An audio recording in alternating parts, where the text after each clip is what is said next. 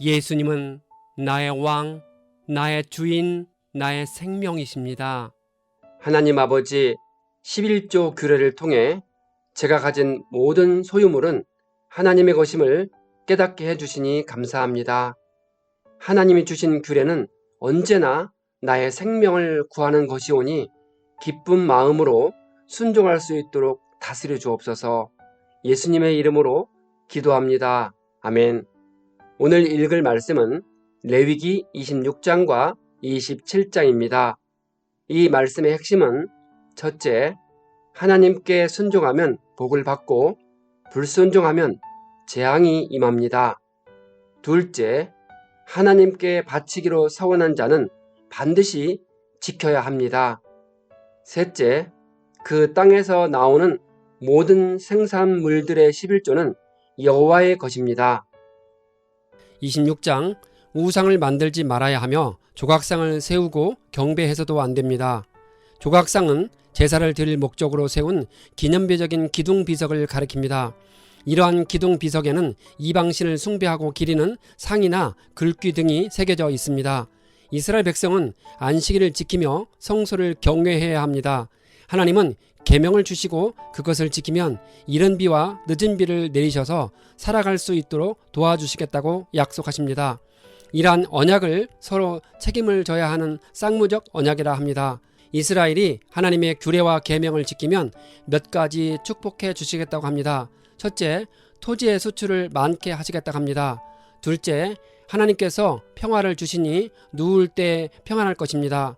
원수의 칼에서 보호해 주시겠다고 약속하십니다.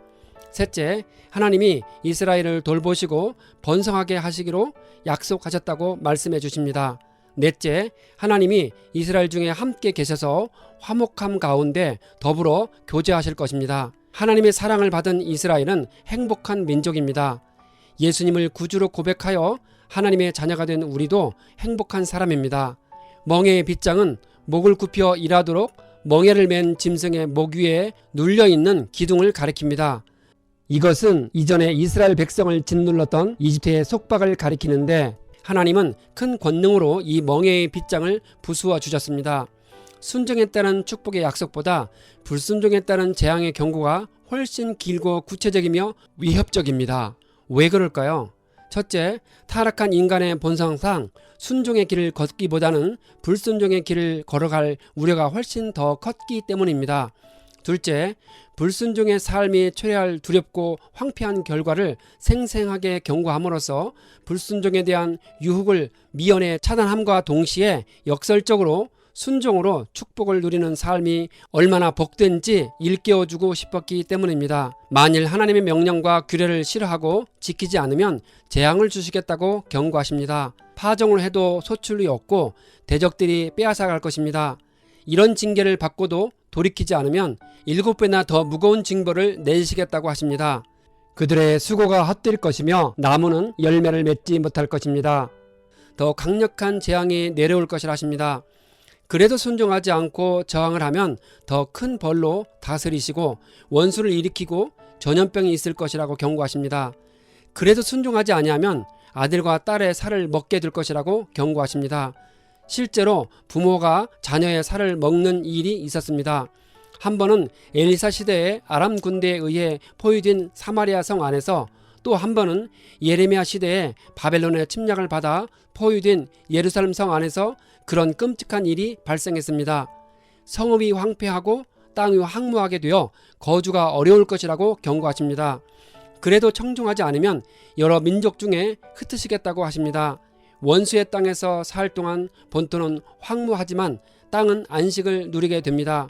본래 안식년과 희년에 이스라엘의 땅은 쉬어야 했습니다. 하지만 불순종으로 인해 땅이 쉬지 못했습니다. 그러나 이스라엘이 바벨론에서 70년간 포로 생활을 하는 동안 땅이 휴식을 취했으니 말씀 그대로 이루어졌습니다. 하나님은 남은 자를 돌아오게 하시겠다고 합니다. 남은 자는 이방 국가들의 침략과 나라의 몰락 가운데서도 죽지 않고 살아남아 이방 땅에 포로로 끌려갔다가 떠돌아다니며 살아남은 사람들을 가리킵니다.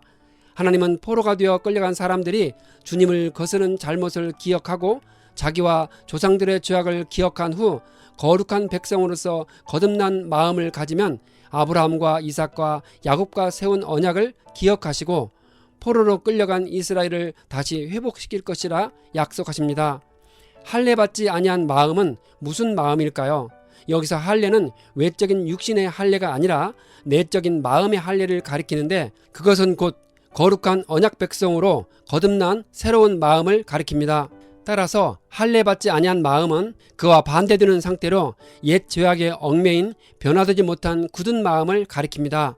자기 죄악의 형벌을 기쁘게 받는 것은 무엇을 의미할까요?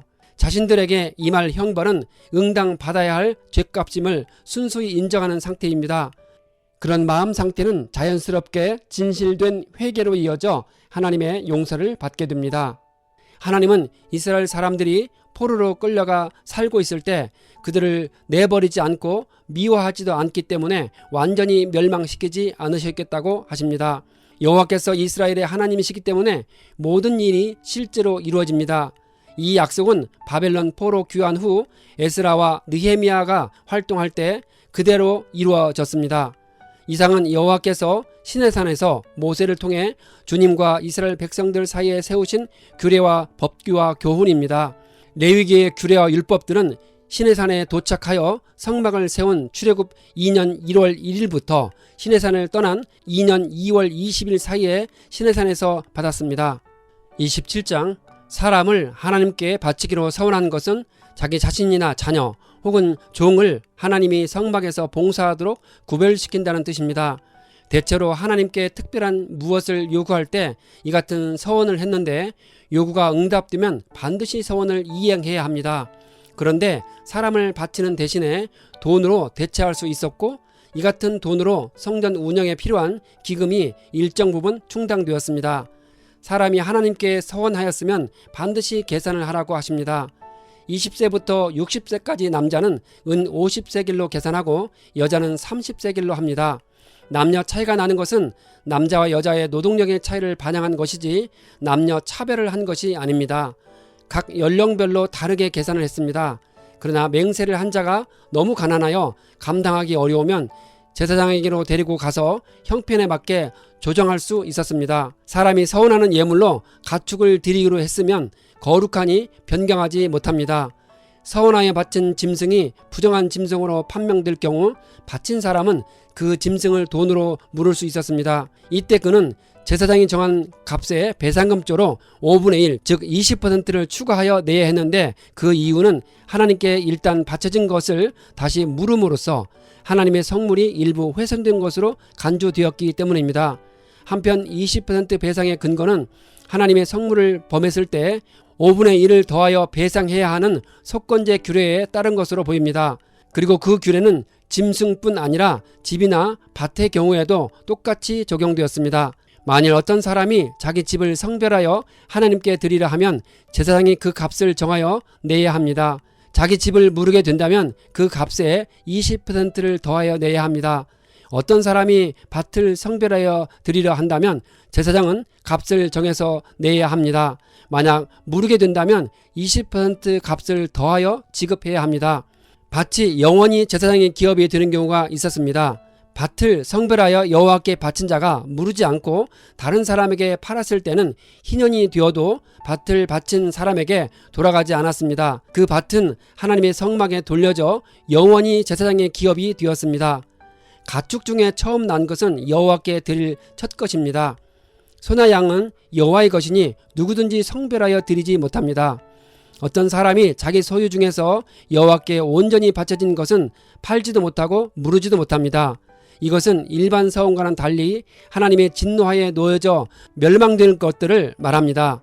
주로 우상 숭배자나 그들의 재산 등이 해당되는데 이것들은 하나님의 공의의 만족을 위하여 사람과 짐승은 죽이고 땅은 버려두어 황폐하게 해야 합니다. 여호수아 시대에 아간이 온전히 바친 것을 숨겼다가 큰 재앙을 맞고 죽었습니다. 이스라엘 백성들이 땅에서 거둔 소득의 10분의 1과 소와 양의 10분의 1은 여호와의 소유입니다. 서원과 관련하여 하나님은 땅의 모든 소산물과 우양의 10분의 1은 본래부터 자신의 것이라고 주장하셨습니다. 따라서 이것들은 사람이 하나님께 바치는 서원물의 대상이 될 수 없었습니다. 한편 10분의 1은 단순히 10%만을 의미하지 않고 10분의 10을 대표하는 말로서 땅의 모든 것들이 하나님의 것임을 나타내는 것입니다. 이상은 여호와께서 시내산에서 이스라엘 백성들을 위해 모세에게 주신 명령들입니다. 하나님이 주신 모든 명령은 전적으로 선하고 사람에게 최상의 유익을 줍니다.